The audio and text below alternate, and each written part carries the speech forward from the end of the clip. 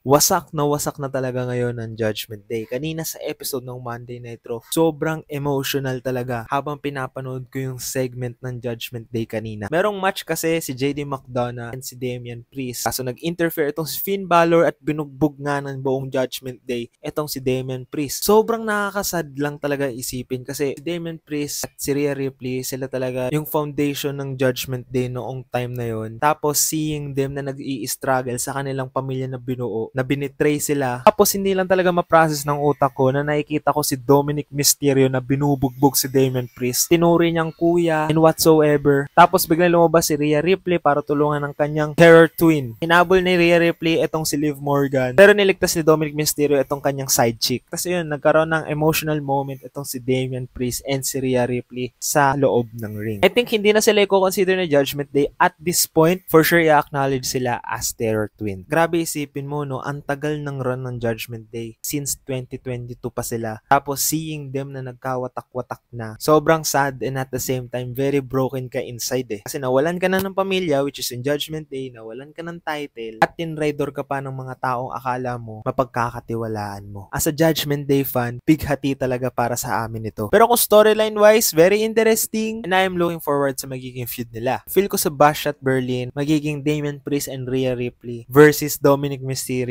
and Liv Morgan. Tapos sa Bad Blood, Finn Balor versus Damian Priest. We're in this era na babyface itong si Damian Priest and si Rhea Ripley. Parang kailan lang sobrang binubo sila and I can't wait what's next for them. And nga pala, official member na tong si Carlito.